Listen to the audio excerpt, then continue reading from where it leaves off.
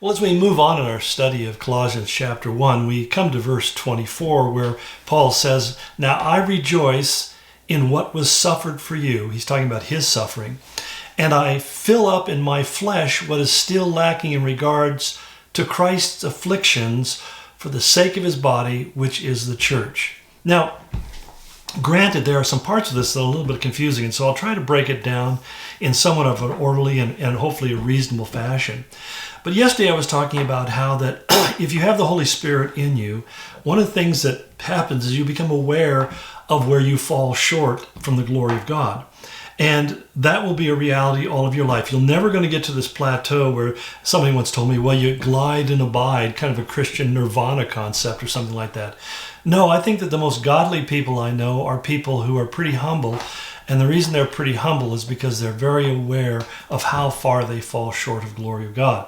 The more you grow in your spiritual life, the greater the gap you see exists between you and your humanity. And that humbles us, and we realize that we are the objects of God's mercy and his grace, that God's loved us so much that he was willing to do anything he could, to the point of even offering himself as a sacrifice for our sin. So when we begin to realize that, we recognize that that creates a dynamic that in many ways kind of contributes to the idea of suffering. Because if we start following Jesus, we're going to find it that following him is going to lead us into challenging and difficult circumstances. And all we have to do for a reference point is kind of look at the life of Jesus. We often think that he just kind of floated above the ground and glided along, and yet he faced all sorts of difficulties and hardships. He was judged, he was criticized, he was mocked, he was hated. There were attempts on his life repeatedly. He went through all sorts of hardships, suffering, hunger, and sleeping out in the cold, and all sorts of things that we often don't associate with him, because we almost feel like somehow because he was fully God that he didn't really fully experience what we go through. And yet the scriptures are real clear that he was fully God and he was fully man, which means he fully experienced the kind of stuff that you and I have to deal with. Now, and when Paul says that he rejoiced that he was able to suffer, my first response is kind of like, is this guy mentally ill? Because, I mean, which of us rejoices in suffering? And the answer is people who understand it properly, who see it through the right lens. In other words, we realize that if we follow the Lord, that's going to lead to some negative responses from the world around us. And the darker the world out there gets, the more that negative response is going to be intensified. And we see that where persecution, literally to the point of death, is being experienced by Christians around the world right now. It's believed to be about 100,000 people die for Christ in the world every year. And so 10, 12,000 people every month. So it's an amazing amount of people that die because they will not compromise their faith and following after Jesus Christ. But the thing that's interesting to me is that Paul recognized, as he says, that as I suffer, what I do is I fill up in my flesh. In other words, I absorb into myself things that are still lacking in regards to Christ's affliction.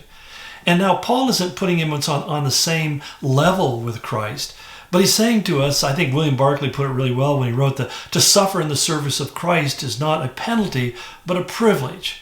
For it is sharing in his work. And so what Paul basically is saying is that I'm suffering because I'm following Jesus. And as I do that, I'm helping to fulfill his mission, which was to reach the world for Christ with the gospel. And so he says, I'm here to go through these things for the sake of the world, but also for the sake of the church, which is his body. And I'm doing all these things that it might further the gospel. It's interesting that Jesus made a statement in Luke 17 that I have rarely heard people teach on, but it's such a challenging and important statement where Jesus said in Luke 17:10, so you too, when you do all these things which are commanded of you, say, we are unworthy slaves. We have done only that which we ought to have done. In other words, this is my duty. When I suffer for Christ, there's nothing, it's not like I need to write a book and go on a tour and have people laud me for my great sacrifice. And too often, people who do that, that's the last sacrifice they'll ever suffer for Christ. The simple fact is that It's kind of like being a war hero, and after you come home, you don't have to fight battle anymore. Well, it's not like that in the church. We are in the battle. That, as A.W. Tozer once put it, he says most people think that the world is a playground when in fact it's a battlefield.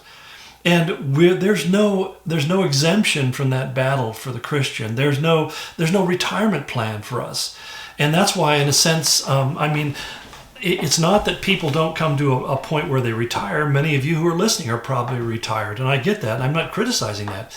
But what you never retire from is the work of the gospel, the work of the kingdom. And that's where I think it's exciting. And when we get older and we can basically retire and be able to live on that retirement, and that's becoming fewer and fewer of us, right? That you can take that time, instead of just pouring it into your golf game or fishing or whatever it happens to be, that you can actually begin to say, now I have the opportunity to discover the ways in which Christ wants to work in me and through me in this world. And it can be the beginning of the best time of your life. I know people who they would tell you that these last years in which they've been free to just pour themselves into serving and ministering are the best, the most rewarding, the most fulfilling years, the things that they look at and take the most pride and satisfaction in having done. And so that's why when we do things, we also need to keep in mind that when we've endured, we've suffered, we've gone through things, that Paul said there's no place for boasting. Again, another passage that you don't hear a lot about, but in 1 Corinthians 4:7, Paul says, "For who regards you as superior?"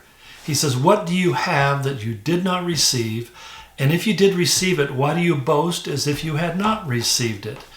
One of the things I recognize even in doing this venue, this format, that if this is effective and this encourages people, this builds people up in the Lord, it's not because I'm good or I'm talented or skilled at something.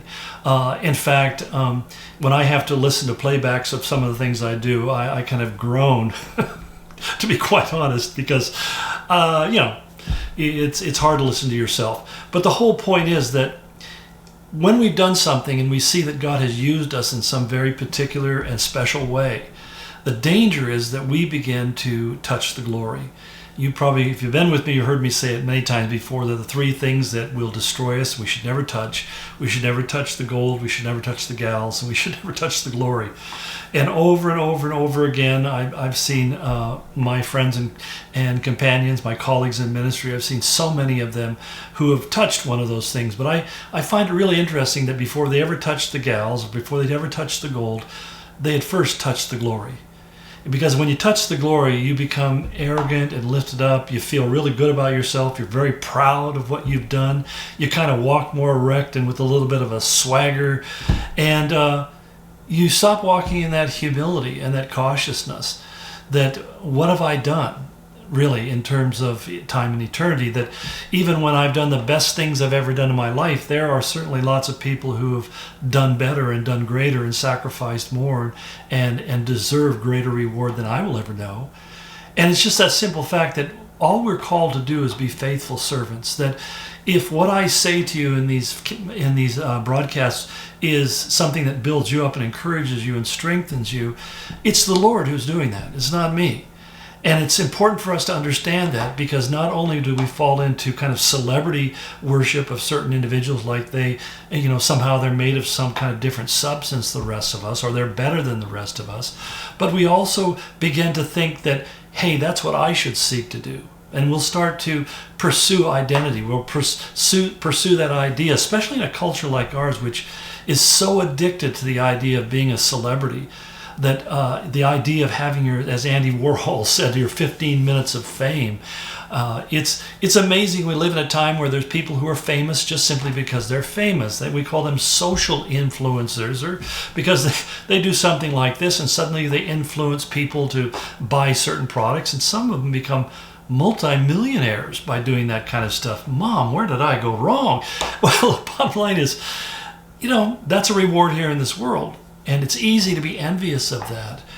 But the problem is that what we need to be envious of is the blessings that we're going to receive. The desire of our heart should be the rewards that we're going to get in heaven. Not looking for that here, but looking for eternity. As a friend of mine once used to do, he's a very successful businessman. He used to tithe 50% of his income to the work of the Lord. And his accountant was pretty concerned about that. He just said, you just can't keep on doing this. And his explanation to his accountant was, here's the deal. I'm storing treasures in heaven. I'm not so concerned about my treasures here on earth, but I am very concerned on heaven. If God gives me money and blesses what I do, then I want to use what money I don't need and invest it in the things of the kingdom. Well, not surprising, he's in ministry now, and it's a very successful ministry, extremely successful. And I often look back and I go, I think God honored that. I think God honored that in his life, because he knew he was kingdom-minded, he wasn't earthly minded. Your kingdom come, Lord, in heaven as it is here on earth. Well, on the earth as it is in heaven. That's the way it goes. Yeah, sorry about that. Anyway, God bless you. We'll pick it up tomorrow.